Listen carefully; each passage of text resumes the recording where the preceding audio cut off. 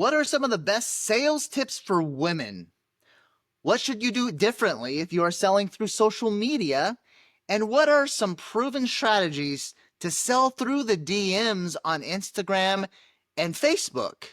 Great news! Today's special guest has the answers. If you are looking to grow your sales fast, and if you want to crack the code to selling through the DMs, then don't miss out on this episode of the Marketing Podcast Party. Cue the music.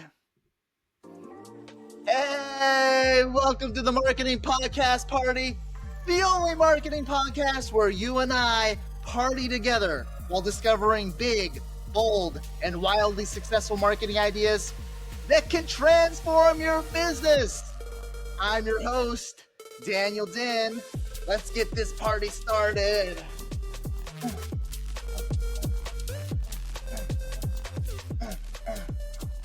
Woo! Oh man, I love our get-ups today. Man, this is going to be exciting. So, in today's episode, my guests and I are going to dive deep into some really cool marketing secrets that can help you sell like crazy. And after today's episode, if you'd like access to even more wildly successful marketing ideas, then I want to give you a copy of my new book for free. Ideas That Influence comes with an amazing box experience, and you can get both the book and the box experience today for free. You just pay shipping and handling costs. And to grab your copy, visit bigideasbox.com. Once again, that's bigideasbox.com for your free plus shipping copy of the Ideas That Influence book and interactive box experience. And now it's time to introduce my very special guest. Brenda Noon Schmidt is the Kickass Modern Mom. She specializes in multiplying your time and so therefore also your money for entrepreneurial families. She helps families find a hero house manager so they can truly live those some days today. She is also the host of the Kickass Modern Mom Podcast. It is truly her mission to help people with meaningfully enhancing their family experiences for generation after generation. And I'm very excited to welcome to the show the one and the only Brenda Noon Schmidt. Let's go. I'm clapping, and everybody else is clapping too. Let's go.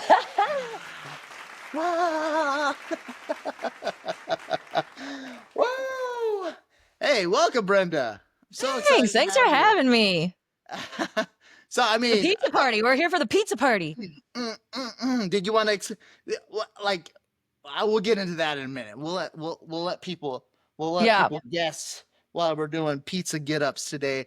But let's start off with your journey. Like, what got you to where you are today with everything that you're up to, and now you're like helping so many moms and families and helping people also increase their sales on social media. So what's the whole story?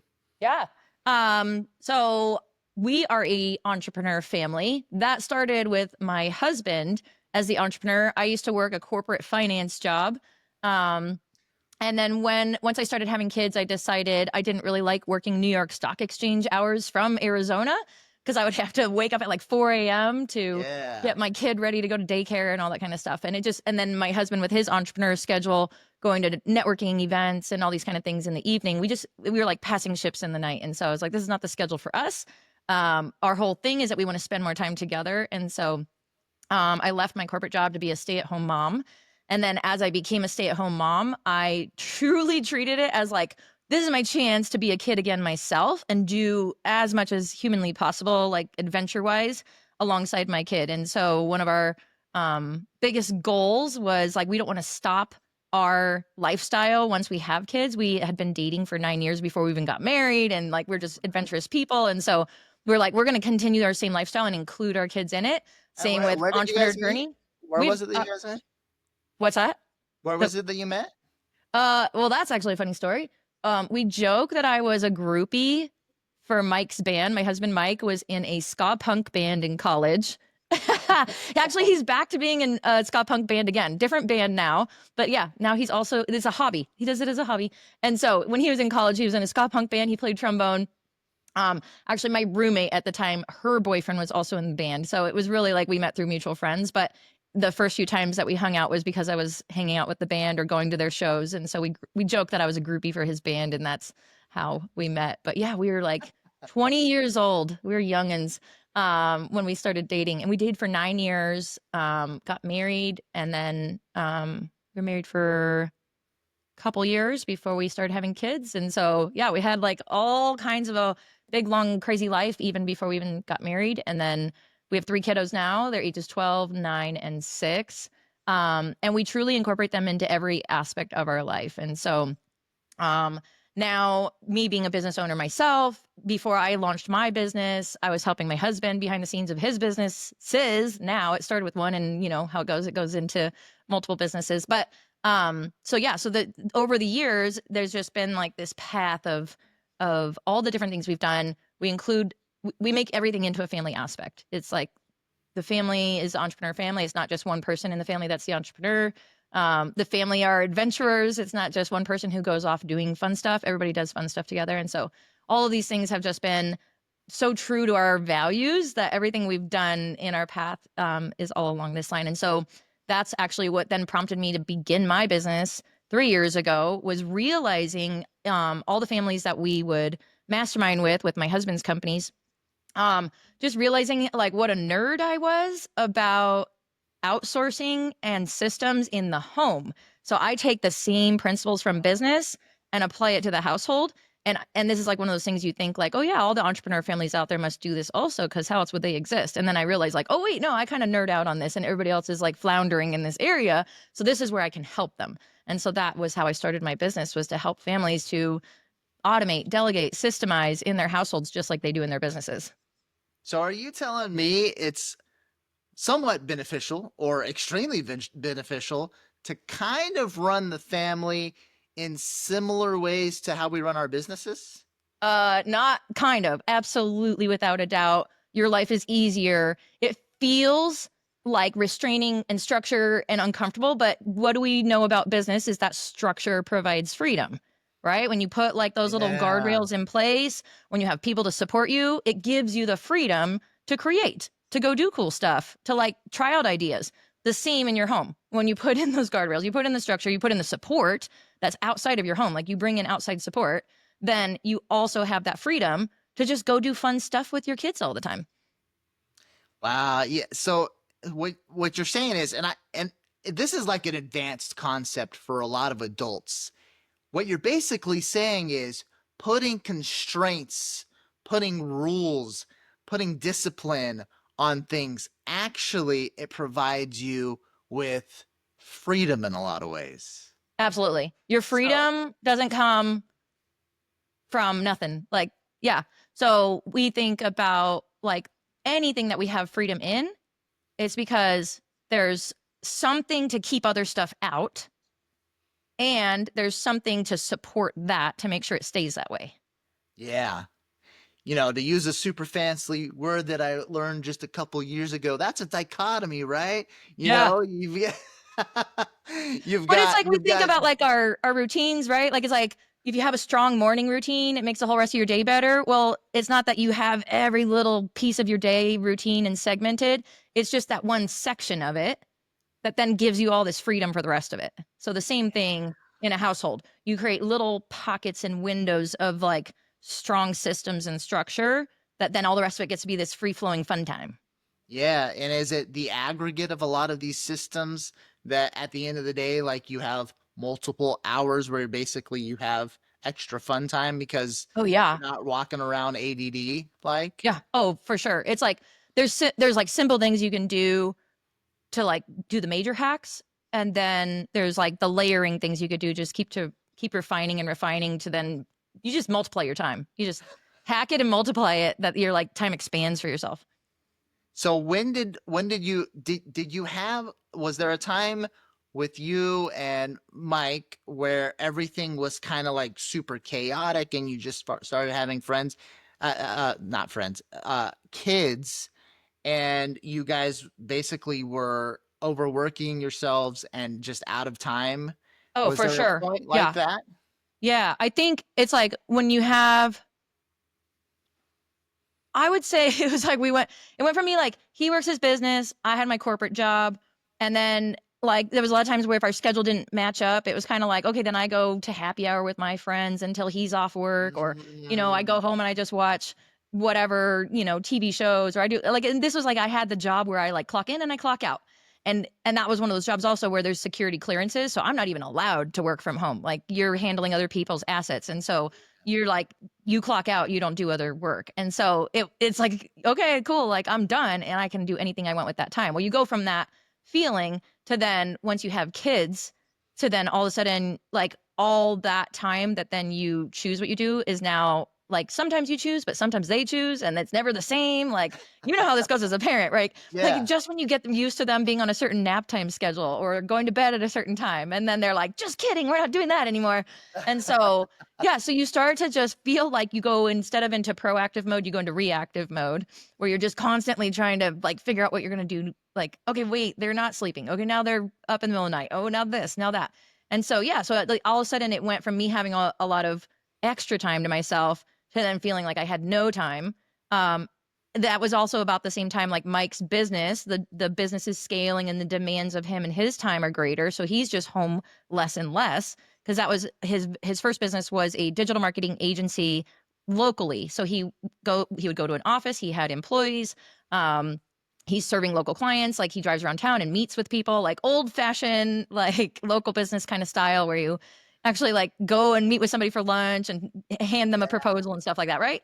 And so he was like out and about a lot. And so this was where I just felt like blindsided by like, wait, oh, this is not what I thought it was going to be. And so that's like the part of your life where all of a sudden like your dining room table is like piled 6 feet high. There's like things, there's like a pile and there's a pile on top of the pile and then a pile on top of the pile. And like, you don't even know what's at the very bottom of the pile anymore. There's like the clothes where you just end up like, I'm just going to buy new socks because that's easier than like figuring out where my socks are to wash them. You just like, you get so buried in Yeah. getting caught up. Like the idea of even getting caught up, you're like, I'm just going to have to wait till this kid's 18 years old to get back to regular life. Like you kind of get that feeling. And Yeah. lots And of then, families, they give up and they say that this is the way it is, and they're just yeah. in reactive mode for year after year Yeah. after year. And I would say that's exactly what I thought was just how that I'm like, oh, this, I guess, because you talk to other families and other parents and everybody's like, I would go to say like meet with other moms that had little babies and little kids, and it would just turn into like this gripe fest, vent fest where everybody's having the same problem. And so I'm going there for support, but instead I'm like, oh, well, okay, at least I know I'm not alone, but I don't have any solutions. And so Yeah. then I like would start to meet like one other mom where I was like, wait a second, this person doesn't have this problem. What are they doing differently? Oh, Okay. wait, there's this other person too. How are they hacking this? And what I would start to realize is like they were having people come in outside help. So either it was like their mom that came over on a regular basis, like one friend, her mom would come over and like decorate her house for the holidays. And then afterwards come and take everything back down, put it in bins and go store it for her. Like that, right? Like that's like next level, like keeping on track. And so not only was her mom coming over to help out with just the regular stuff, but like that. And I was like, I wonder if I can hire someone to do that for me. Right? Yeah. It's like start getting your wheels turning where you're like, I don't have family members that can do that for me, but I wonder if there's like my babysitter wants to come over and help doing extra stuff. Yeah. Like that's where you like the wheels start turning, or you talk to somebody, another friend, she with the whole meals, right? Like trying to keep up with the meals. And she was like, oh yeah, I have a girl that like makes all these meals and drops them off. Like she's like she is training as a chef or whatever. And she does this for a bunch of families where she just cooks everything at her house and drops them off. And I was like, give me her number, please. And so, and this was like our first like adventure into finding all these people to support us. And it's like so much cheaper than everybody thinks to like get the support you need. And then all of a sudden, then you like layer on, okay, I got somebody to help me with this, somebody to help me with that. And now you have the time to like use in your business, to like sit at that table to actually eat your dinner instead of it being like 10 layers deep of piles, you know? Yeah. So, and not only then like you get your time back, but you get your bandwidth back, right? Like it's like, because all those things are constantly weighing on your mind as things you got to get caught up on like a Saturday or something. So then you feel guilty even going and like having an adventure with your kids on a Saturday because you're like, but I got to get caught up on all my stuff. So yeah, so it's like the mental load is removed once you start bringing in that kind of stuff. Yeah. Hold up though. That right there, Brenda, was gold, absolute gold. Did you guys hear that? When you find the right who's, when you outsource, when you find the help that you need, you get not only your time back. Did you hear what Brenda said? But you get your being back. You get you back, right?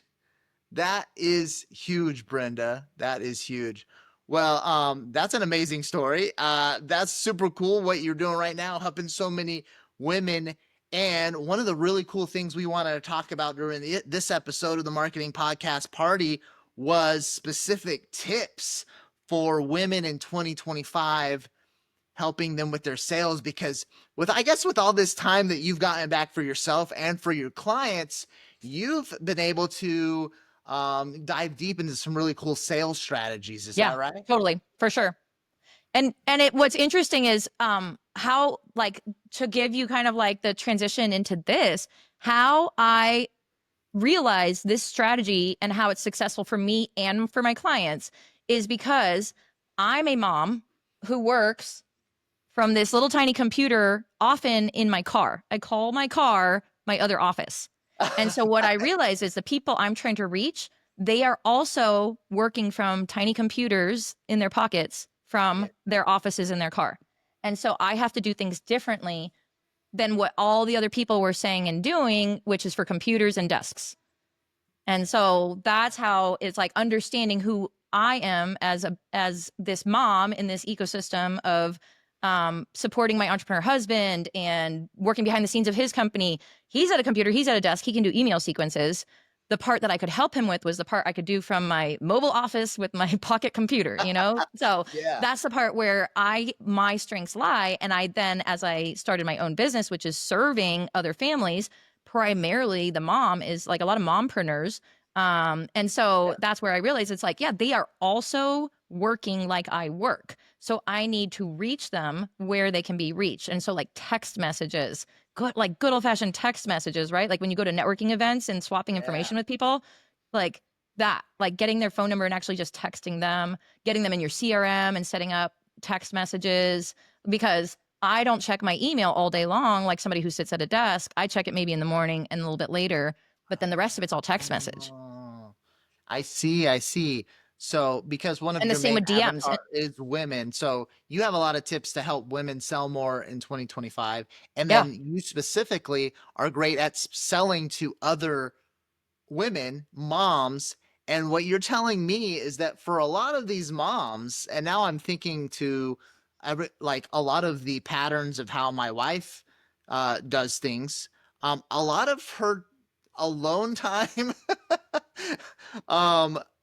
is with her phone in the car. Because so for example, like let's say my daughter needs to go to the college and go take a test.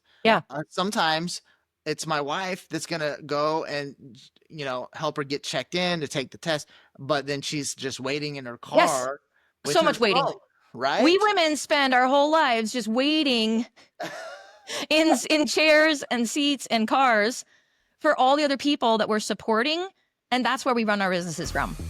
That's it right there. That's it for anybody looking to sell more to moms. That right there is it. That's the tip. Mind blown, Brenda, mind blown. So we have to recognize these patterns, because for me, I don't do that. I am the person who will check my email literally 10 times in a day because I'm in front of the computer all day. But that's not the pattern. I saw your face was like, what? When I said that, right? Like, wait. What?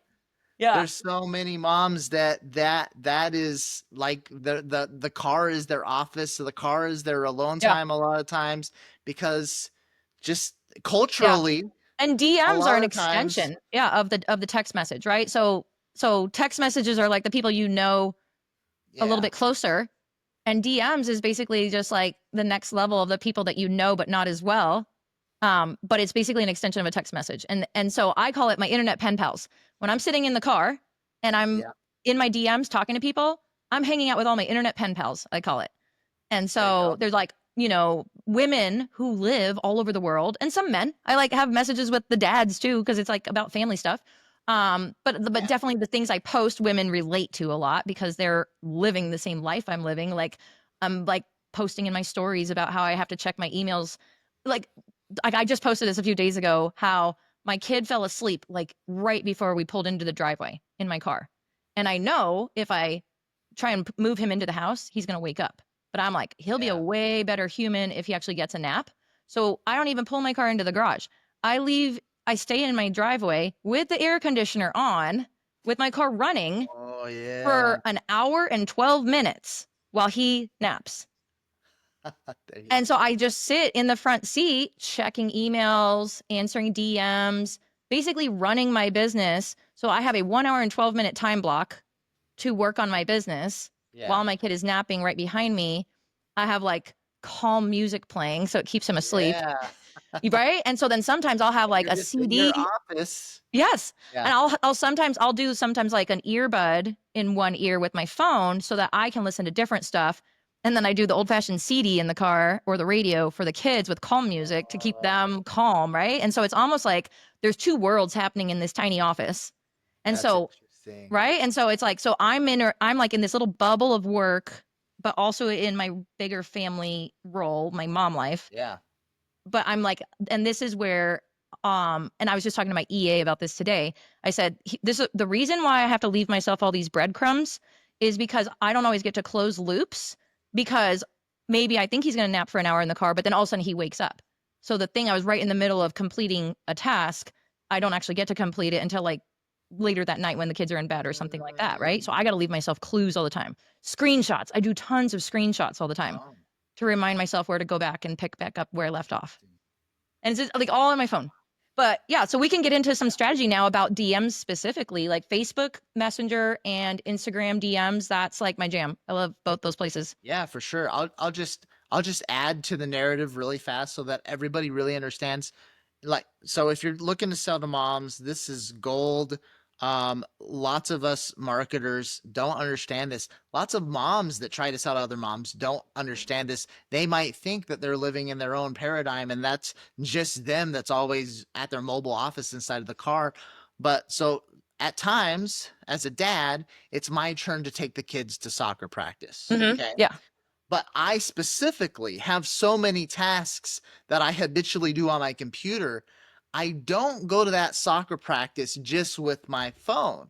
I actually will bring my entire laptop and then I will tether my laptop to my phone. And Yeah. that is because of my businesses and how I do everything specifically. But so many moms do not do that. Correct. So many And moms, they I will do are, that sometimes. Yeah. If I know like I got to take my car to the shop or something yeah, that I can't delegate to my house manager that I have to actually be there for 2 hours straight, I'll take my laptop and tether it also. Cause then I can be like recording training videos on Loom and all these other things. But yeah, I can do more building. And so that's where it's like the building phase of stuff. But whenever I'm in like kind of like engagement, relationship building phase, those are what can go in those pockets. Cause nobody's like, yeah. it's like easy enough to have conversations in pockets, you know? Yeah, it's easier and it fits better with the lifestyle of the mompreneur, Yeah. basically. And here's something I'm going to tell you that nobody really thinks about either is when do you want your people to buy stuff? It's when they're in their pain, right? And Mhm. when are mompreneurs in pain? When they feel like Tell me. they're not getting to do all the things that they want to do, like they have obstacles. When they Mm, have obstacles, they're feeling pain. yeah, And a lot of times, when do they feel those obstacles? When they're running around being a mom taxi. And yeah. they're right there in that pain in their office, and you can sell to them right where they are. Mm. Let go. Amazing, amazing. Okay, so the tips. So I want to sell better. I want to sell better to moms. I'm a woman, and there you obviously have some strategies that you've learned over the years, what do we do? Well, like I I'm not said, actually a woman, just for the record. I was just like, I was pretending. I was pretending. as you use the like royal we. um, yeah. So, like I said, I think of everybody in my DMs as an internet pen pal, or even people who follow me that have never been in my DMs before. Anybody who's just viewing my content, I think of them as my internet pen pals. And so these are all people that like when we were kids. I don't know if kids still do pen pals or not, but like when I was a kid, I had a pen pal in Wisconsin, and she actually like had a really similar upbringing to me. I grew up on a ranch. She lived on a farm.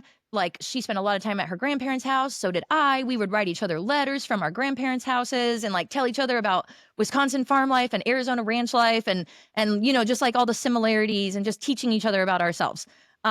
Which actually, like full circle, we are friends on Facebook and we are like in DMs every now and then, like my childhood pen pal. So, anyways, but what's interesting is that like the reason why it was so exciting for me to write to her was because I was imagining how her life was the same and also how it's different and how we have a lot of things in common. And so in our social media also, we can think about it as like sharing all those things about your life that's not just your business stuff, but all the things that make you you and what your life even looks like makes you more relatable to your internet pen pals, that they want to start conversations with you and tell you like, oh my gosh, that just happened to me too. And so what I do a lot of is I'll share a lot of value in my actual content, like in my reels, in my posts, but then in my stories, I don't put very much business stuff in there. I just show all my real life stuff. And the things that like if you were at a networking event and they would say, tell us something that not a lot of people know about you, right? Like, oh, I was training to go to the Olympics for target shooting. Like that's a real thing I always say. That's the kind of stuff I put in my stories, right? Or like how I don't drink coffee. I'm naturally caffeinated. Like, here's all the teas I love, all the herbal teas. Like everybody knows if they watch my stories, they know me for my teas. Like people will send me packages in the mail of tea just because they know how much I love tea. And so things like this that makes you a human, that is like the pen pal factor, right? And so this is what then you give value in one spot, but then you show your humanness in the other spot. That then that's where people, when they're watching stories, they can really quickly just heart it, send a quick message from it, be like, oh my God, me too. Or, ha ha, ha, this is hilarious. Like, you know, little things like that. So I share a lot of just real life, what it's like to be a entrepreneur family, like a lot of stuff about our adventures, because that's a core value of ours. And so it's like showing the aspirational identity of the people who I want to work with. It's like, yeah, like they want more time to go on more adventures with their kids. Here's what that looks like in our life.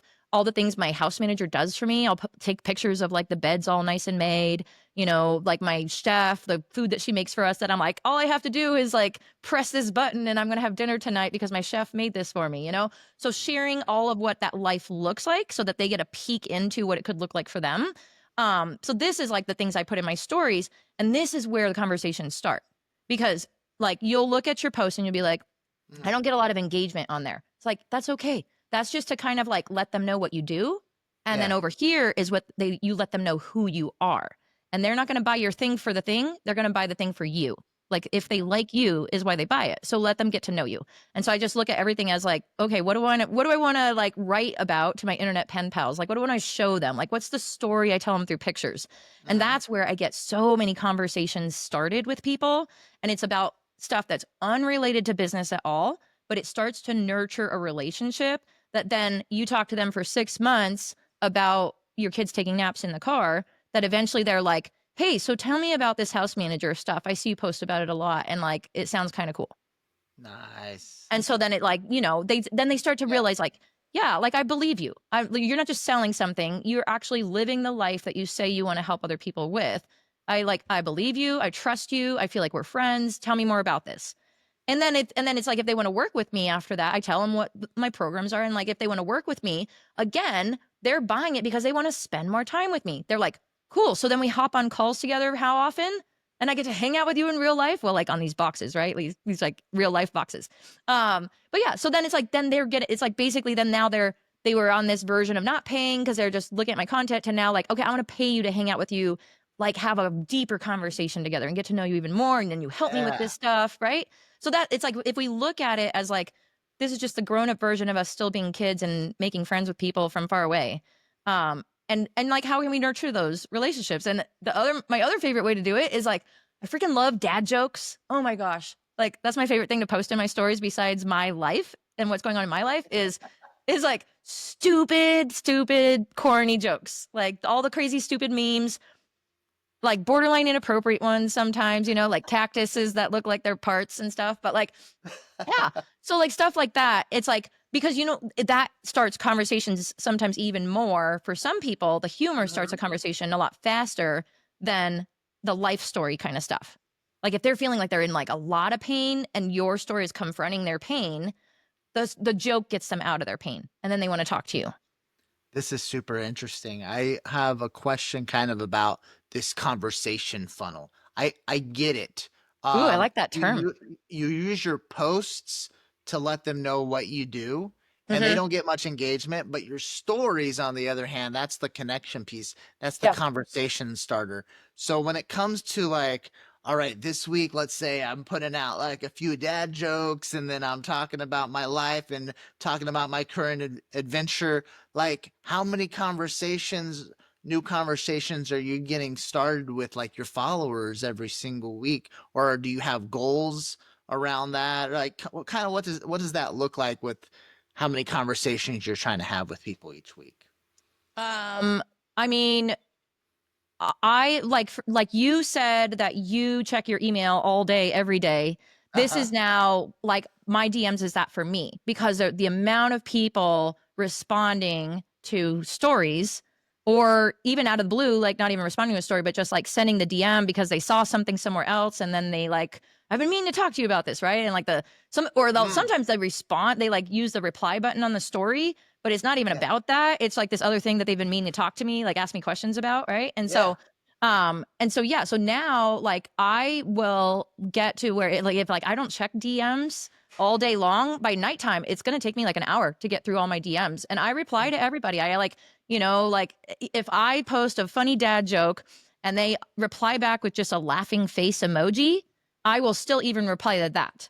Like there's Yeah. always like this volley of the ball going back and forth over the court. So if they send me the ball, I'm gonna like send the ball back over them. And so I'll like send a follow up, like right exclamation mark question mark, like laughing emoji, right? Like so they're replying back to my funny joke with like a Yeah. holy cow that's funny, and I reply back with like I know, right? And so these little things, it's Yeah. just To like get that conversation yeah, going. it's just like I think of it like as if you're standing at the grocery store. Women know this conversation. Or okay, not even grocery store. Okay, you're in the bathroom. You're in an event and you go to the bathroom and you get like in the bathroom black hole of talking to all the other women in there. Oh my gosh, your shoes are cute, so cute. And then what's this thing that every woman says back to that? They say thank you, and then they immediately tell you the story behind them. And so the same with an outfit, right? Where they're like, oh Yeah. my gosh, your outfit's so cute. And then they're like, oh my gosh, thank you. And then they tell you the story behind it. Like everything is storytelling for women Mhm. a lot more than men. Like men will be like, cool shoes, dude. Yeah, thanks. Like, like I think there's some that are a lot more storytellers, but for Yeah. women, there's like much more connection. We are tribal people. And so all those little conversations, you like start having a conversation in the bathroom, and then, oh, you tell the story about your outfit. Somebody else comes out of the stall. They're washing their hands. They overhear it. Wait a second. Did you just say that you got that from such and such? I was just there, blah, blah, blah. And they have a story to add onto your story. And it was like this whole thing. So look at all of our digital conversations the same way, right? Like these Yeah. are all where somebody makes a comment to you in the bathroom, like engage, tell them the story behind it. And so Yeah. sometimes I'll post like a funny thing that my kids do, and the volley they send back to me is like, oh my gosh, my kid just did that this week too. And I'll say, no way, tell me, or send me a picture, right? Like I want to Oh, hear more about okay. their story. Yeah. And so it's just like engaging with them on a human level and just getting to know them as your internet pen pals, that then eventually you run into each other at an event and they're like, oh my gosh, okay, so tell me about your services. I definitely need your services, right? Because you've already become friends Perfect. over the last Yeah. 6 months. Yeah.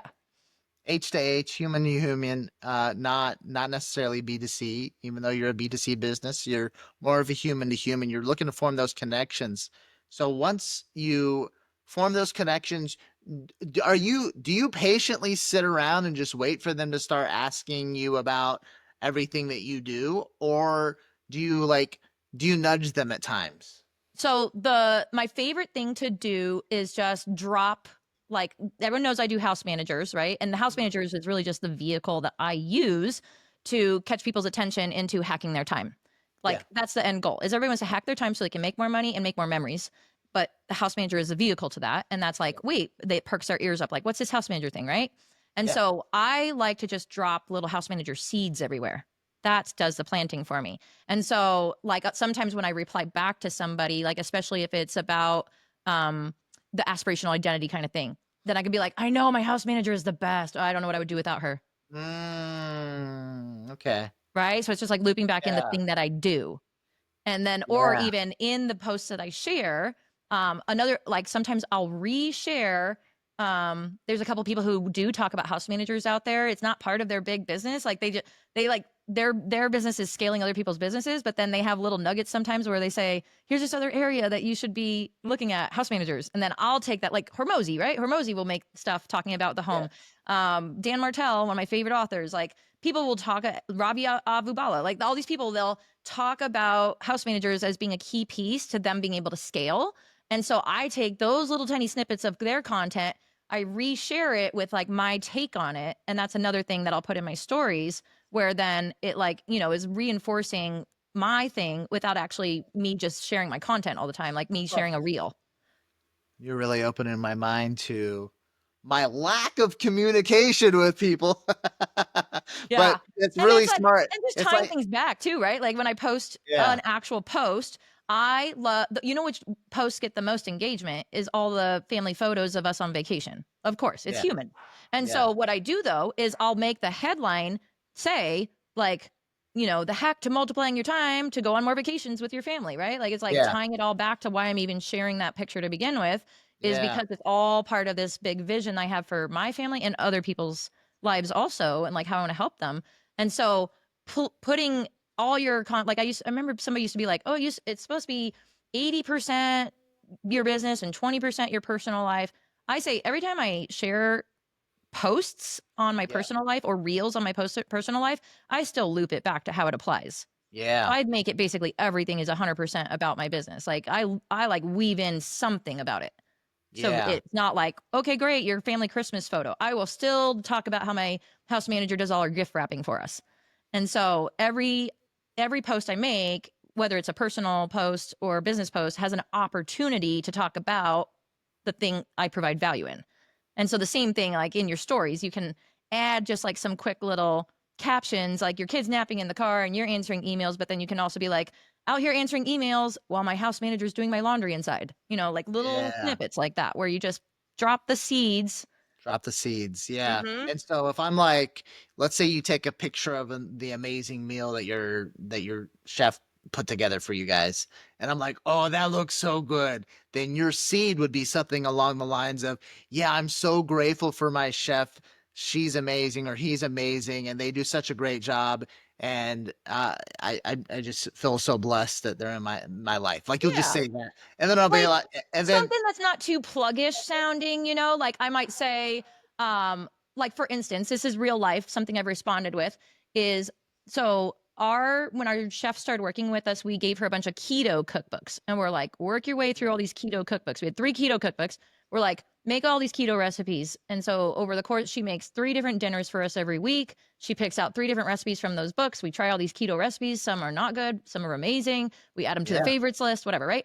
So she's been with us for a long time. So over the years, we like have some favorites from those, but now we're like, okay, we're ready to try new things. So now Mike's been doing carnivore. So he just air fries himself a steak like every single night. So meanwhile, me and the kids, we're like, okay, cool. We're going to do other fun stuff. So I went and got the Joanna Gaines, like, Magnolia cookbooks because I get her magazines and you know the things that I dog ear in those dumb magazines all the time is the recipes. So I'm like, oh, that sounds amazing. I'm going to try that. And I'm like, yeah, I'm not really going to actually do this. This is my fantasy self. But what I'll do is I'll like tear those out and give them to my personal chef sometimes, especially for holiday recipes. I'll be like, ooh, make this one yeah, for the holidays. So what I was like, you know what? I keep ripping these out of the magazine. I'm just going to go buy the dumb cookbooks. So I got the Magnolia cookbooks and I said, go try all of Joanna Gaines's recipes for the next half a year. Like, let's work our way through these cookbooks. And so anyway, so this is now what I'll put in the DMs because this is not just plugging my house manager, but it's also being relatable because what do all the women out there love? Joanna Gaines and Magnolia and Target, right? Like talking about Target to women is like love language. And so that's where now I'm like if somebody said, if I make if I post what the recipe is that hopefully you don't hear my dogs barking right now. But yeah, but like if I post like this amazing recipe that she makes for us, and I'm like, oh, we're eating this cool meal together. This is what it is. Like I'll like give a description of what we're eating because it like sounds so. She like writes it out like a restaurant would do, and so if somebody responds to that, then I'll say, oh yeah, I just gave my chef these recipes from the Magnolia cookbooks. We're working our way through it. Because then they're like, what? You can have someone do that for you?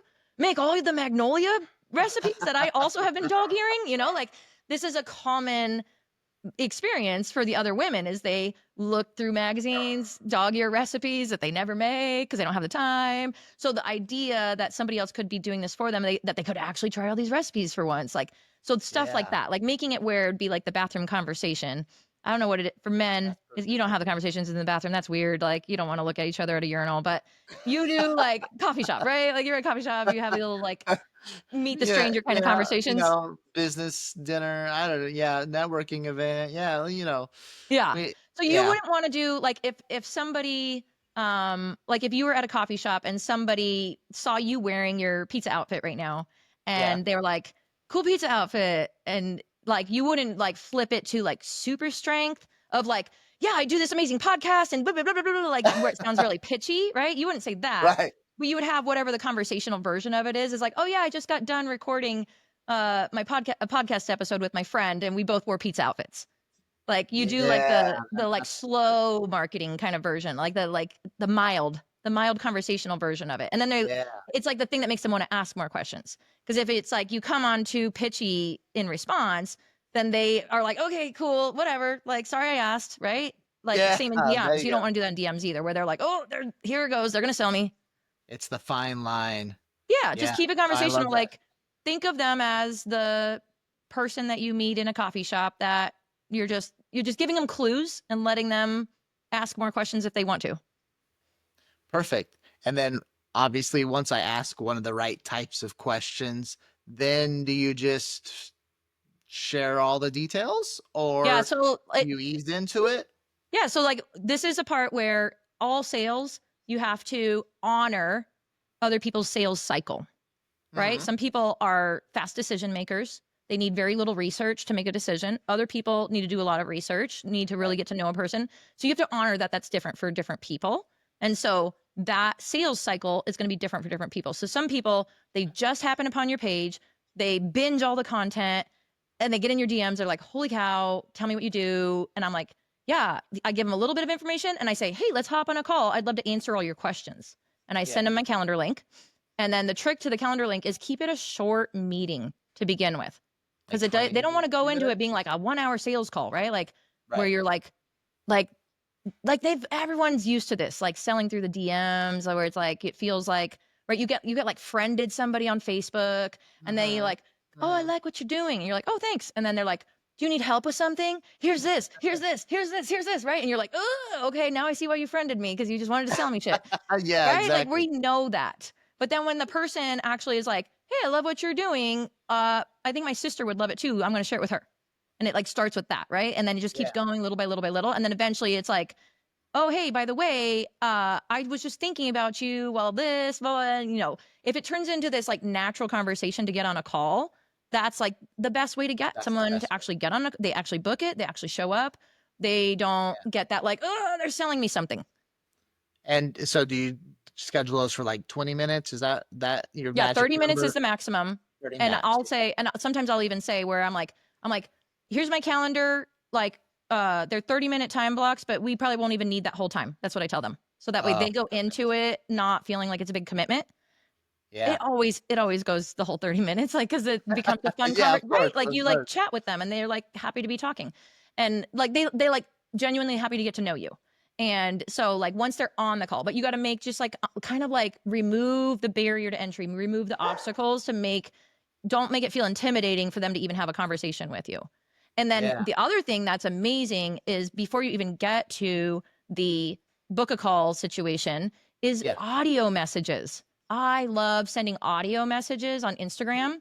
So if it's something that it's not just like, they're laughing at my dad joke and I'm like, saying I know, right? Kind of a situation. If it's an actual where they send me a message, they're like, oh my gosh, I was just at this place and there was tea and I thought of you because like I saw these teas on the counter, blah, blah, blah, right? If they're like this really relationship driven conversation, then I will reply back with an audio message.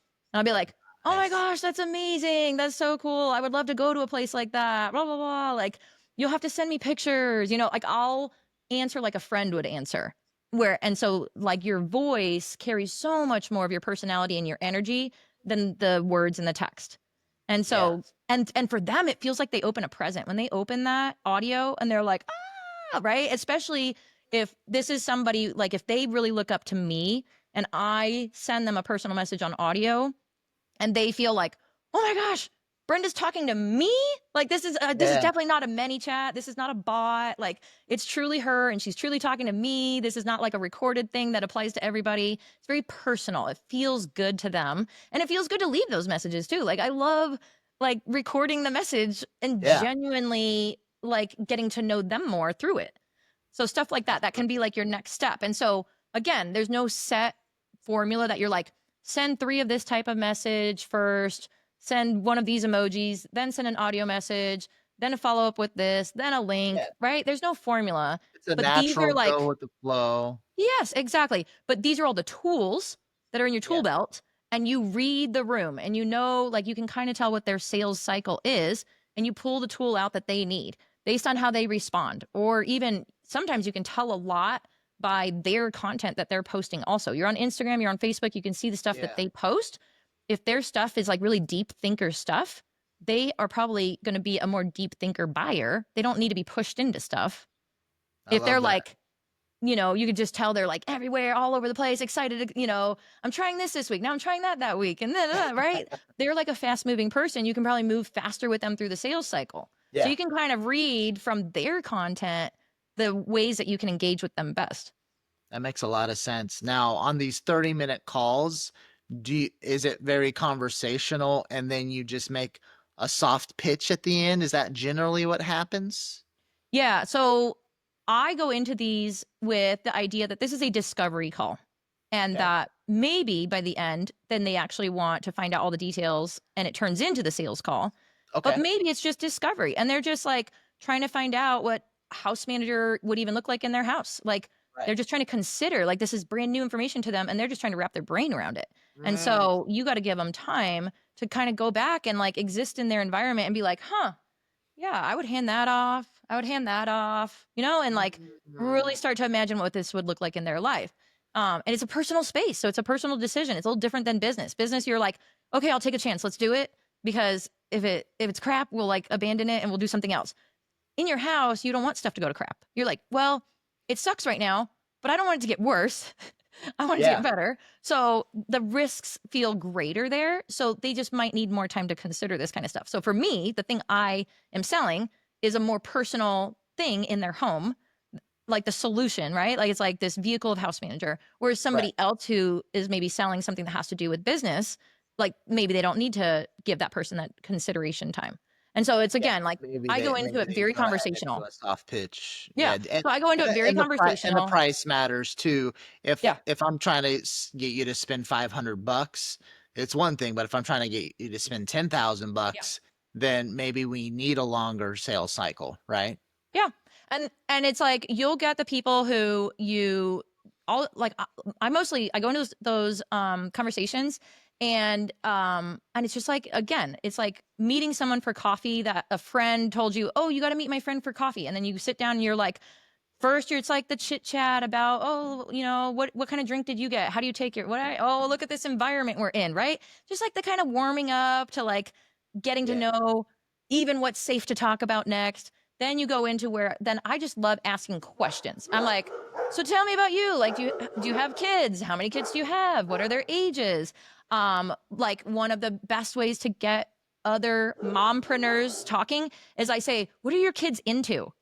Oh man, they could like go all right. Oh, well, this kid plays soccer. Oh, this one's into music. Well, like they love it. They love a chance to share because they've created that. Like they've Yeah. supported that to make it possible. And so they love, so then they start telling you about their kids. And then as they're saying that, then they start to realize, oh, this conversation's about house managers. And then like they hear themselves saying, yeah, and actually, you know what? Like that would be one of those things that we would need help with. And then, oh, my other kid's Right. into this. And you know what? Actually, that's something that I also am struggling with right now. Right. And so this is jogging and Love without it. me saying, what are your pain points? Like Yeah. it's just getting them to conversationally just tell me about their life that then they start revealing the parts that are problematic and the parts that they're proud about. Um, but yeah, and Perfect. just connecting with them like, Well, let me say this. Things are getting good. Y'all seen this? Things are about to get crazy. Uh, mm. Oh yeah, the dance. Forgot my dance. We were joking that I kind of look like a meme. I know. You're like an emoji head. Like the emoji movie, you're like a walking emoji with like arms and legs coming out. One thing we failed to do, Brenda, is actually explain the purpose of our party gear today. You picked out our party gear, and Pizza party. yeah, pizza party. Any specific reason why you chose the pizza theme as our party gear for today? Well, it's funny. Like if you're a family, pizza's a major part of family life, right? Like you Yeah. do probably Friday night pizza nights where everybody watches a movie or something like that. That's probably baked into your traditions somewhere. All of us when we were kids remember going to pizza parties. Yeah. Did you do like the Pizza Hut ones where they bring out like the pitcher of Oh Dr. yeah. Pepper and they have arcade games, which Though it's we love hard to to. find. It's hard, and then the Pizza Hut actually looks like a hut. Like, yeah, Yeah. the sit down Pizza Yeah. Huts.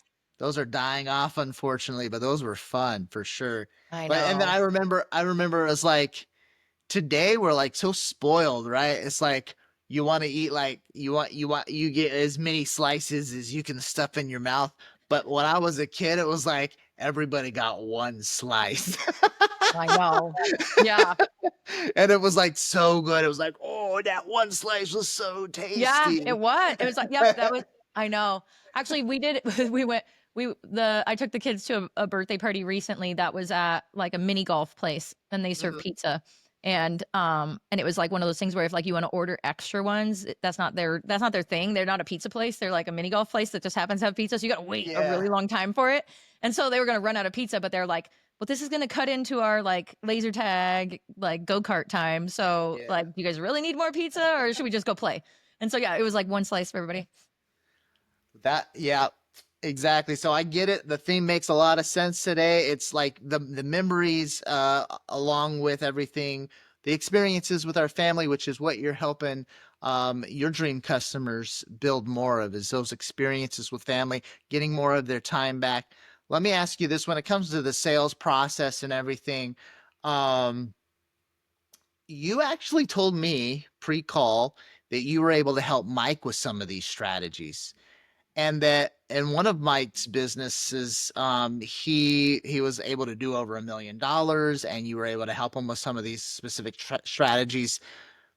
Are there any differences with how you followed your specific sales strategies when it comes to the DMs and the stories and how you guys were attracting people for Mike's business? Absolutely. He had a social media presence. He did not put in any of the personal aspect of it. And that was something that I said, we gotta put you in your social media. He had his page and his he has a couple companies, but the page that he has his social media is agency coach, coaches agencies to own their agency so they can own their life. Similar values, right? Across both of our companies is really just getting people to have freedom of time and not feel like you're that entrepreneur that's just working 80 hours a week and like never getting to go out with your friends or spend time with your family or anything like that, like anti-hustle culture. And so I told him, I was like, yeah, you keep telling people how like they should go own their life, own their life, own their life, but you need to show them how you Yeah. yourself are owning your life. And Mhm. we also realized, because so here's a key part that a lot of other um like authenticity and all this kind of stuff, like everybody already knows that it's like by posting all this personal life kind of stuff, you attract the people who are the right fit to work with you, and you repel the people who don't speak your language, and that's good. And so the Yeah. same for him. There was a few of his clients that had come into his program that he did not even feel like he could be himself in front of. Like, he had attracted people that came into his world that weren't really even his people. And so he felt Mm. like he couldn't say exactly what he wanted to say. He didn't want to offend them and all these kind of pieces where I was like, yeah, I was like, Like whatever you what put type of out, people? Where was the misalignment? there was like, I would say, like, there was like a guy who is just like your young guy, hustle culture, doesn't have a family, not married, Right. just like okay, just like, I just want to be successful, right? And so it's Right. like, cool, yeah, I could teach you that, but then also, like, owning your life isn't just about being rich and having sports cars and yachts. Like, Yeah. who are you gonna go on those yachts with? Like, who are you gonna spend the time with over there? And so Right. I stuff see. like that, where it's like, okay, you gotta, like, whatever you're putting out is that attracted that person. And I think there was like Yeah. two people that then I was like, okay, let's go back. We got to make sure we share the parts of you that attracts more. And we knew that there was like 5 new people that had come into his world that were like outdoorsy and just like family men and, just like perfect client. So it's like, okay, we got 5 of these and 2 of these. What did you put Mm. out that attracted all these people? We need to put out more of the stuff that attracted these 5 guys, right? Awesome. And so Yeah. you need to share more of your outdoorsy family man, ska punk band playing, all the like cooking meat on the smoker, carnivore lifestyle, whatever all these things are, right? Like, actually, I think one of the other people that he was working with was like a vegan. And so, like, vegan, like PETA, like politically not as aligned. We're like, let's Yeah. eat dead animals, right? And so, um, and so like, Yeah. so stuff So like that. what you're saying is, if for a lot of us that we're marketing our businesses, and if we don't use stories as an opportunity to kind of like showcase like who we are and what we believe in and our core values and everything, then we might arbitrarily be attracting people out there in the marketplace, and we might start attracting people that don't align with Yeah. what we align with. Yeah. And they're going to be your most unhappy customers. Like, maybe they'll pay you money up front, but then they're going to be the Yeah. people that want a refund because they feel like they were, oh, this is not what I expected, right? And because then you didn't share enough of you to give them the full expectation. And so, yeah, so it's like you find the people. So I, for a good while, this was before I started my business, I was basically just being like a documentary filmmaker, following Mike around, constantly just like taking pictures and taking quick little videos of all Yeah. the stuff he would do with his life and with the kids and all those kind of things. And a lot of these, I'm a natural documenter anyways. Every time we go on trips and on our adventures, I take a million pictures. And so Mhm. part of it was just creating a file that I could drop all these into. So his team, because then eventually I used to manage his social media for him. Then it was handing it over to his team and like giving the formula to them and being like, okay, make sure you sprinkle in some of this other stuff also, not just like offer in the stories. That's so smart. And so did you started implementing all this, and was there a visible change in the Oh, avatar, the people that you absolutely. were Yeah. attracting? Yeah. Actually, it's interesting, like, not just from a customer standpoint, but this is also where then a lot of joint venture opportunities, you start, like, the people coming and they get conversations because they see you as the person, not just you and your company, but like you are the brand. And they're like, ooh, we need that face to partner with our Yeah. software company, with whatever automations that we have, whatever, Mm.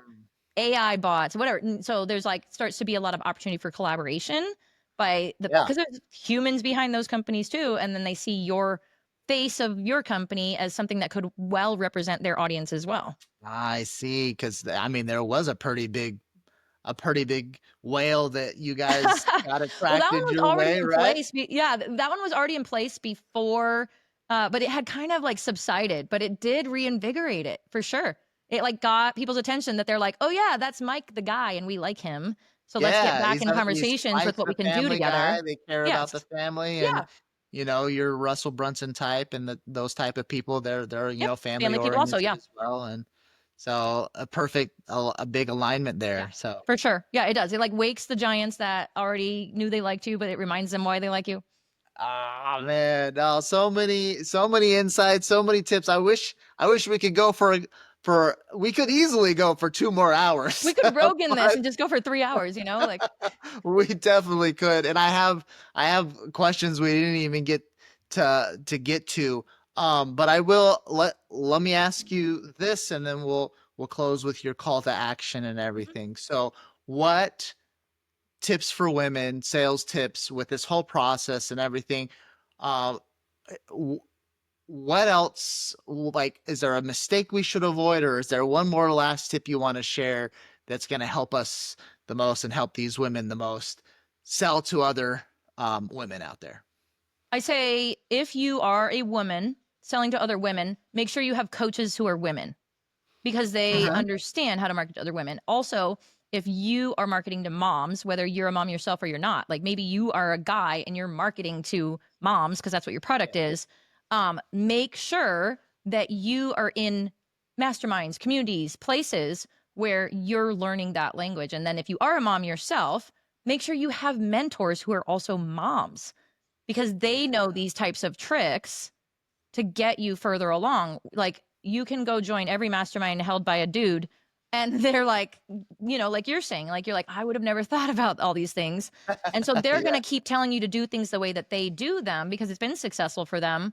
They don't exist in like these mobile offices with pocket computers working in like 12-minute increments at a time. And so, yeah, so find the mentors that are not only doing the thing and being successful at it, but they also have this behind the scenes kind of way of doing it that you admire. Um, so like if they're a very well-known mompreneur, like, okay, how are they balancing it all? Because like Yeah. they can give you all the business strategy in the world, but you're gonna feel frustrated if you're like, yeah, but like that works for them because they don't have kids. Like you don't want to keep feeling that about your mentor. And so yeah, Yeah. surround yourself by like good mentors that aren't just one like not just telling you how to make money, but they're actually telling you how to do your life. Perfect. A beautiful ending tip right there, Brenda. People obviously want more of the golden nuggets that you're sharing and your life hacks as well. Where can people get to know you better? Where do you want to send people to? You can find me on Instagram is probably my favorite. And I'm Mhm. Kickass Modern Mom over there. And please send me some corny dad jokes in the DMs so that I can share them with everybody else in my stories. I love it. Like I like I've been saying that often enough now that I keep getting people that they're like, well, I can't post this on my own stories because I think it's inappropriate, but I'll send it to you because I know you like them. I'm like, yes, I'll Let's totally go. post it. Um, yeah, so find me on Instagram, Kickass Modern Mom. On Facebook, I am Brenda Noon Schmidt. Come find me over there. Send me a message over there. Also, you can send me funny memes over there too. I like them in both There you places. go. But yeah, Brenda Noon Schmidt. Schmidt. Is that you right? got it. Yeah, D's and David, Let's T's and Thomas. go. And then Kickass Modern Mom on Instagram. Amazing. Well, Brenda, man, you really opened my mind. And I hope I know you opened up our audience's mind as well. So many little things and we forget. And sometimes I'm all like, I'm gonna like take a little hiatus, like posting stories and showing off the family. But I'm doing myself a disservice because I'm not attracting my dream customers as much as I could be because I'm not sharing who I Yeah. am and who my family is. Yeah. That's probably my biggest aha moment. And it's like, and that's where it's like, if you are feeling like, I don't feel like showing my life right now, like I'm like not into it. I'm not like high energy enough to like be showing what's going on in my world, or maybe there's like chaos happening. I don't really need to show all the chaos or do, right? Like showing the chaos is good too sometimes. But then that's exactly when you go and repost other stuff like the funny memes or the like other Yeah, there people's you go. content with your take on it, right? Because then you don't even have to show anything going on in your life. Like maybe you're traveling, maybe you can't even be showing all the stuff. Like I will say I don't like posting a lot of our travel while we're actually there.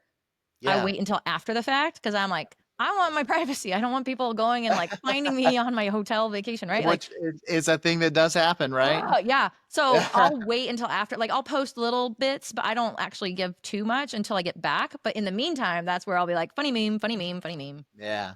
You remind me of the bucket list family. They would literally they would go on vacation and then they wouldn't post about that vacation for a month after the fact. That was their SOP. Hey, we cannot be here and then posting about it while we're here. It's gonna and it's ruin being everything. present, right? Like sometimes if you're Yeah. on the adventure, you want to be present for the adventure. So I document it, but I don't post about it until later because I want to be present during it. Yeah. Perfect. Well, thank you so much, Brenda. And with that, all right, thank you for joining us in this episode of the Marketing Podcast Party. There we go, meme style again. Yeah! Please share this episode with your friends, family, and business partners. Also, remember that the party continues with your free copy of the Ideas That Influence book and interactive box experience. I wrote the book and created the box experience to help you with even more wildly successful marketing ideas. Head on over to bigideasbox.com to grab your copy. You'll get your copy for free. You just pay shipping and handling costs. Once again, that's bigideasbox.com for your free plus shipping copy. I'm Daniel Din. This is the Marketing Podcast Party, and I will see you in the next episode.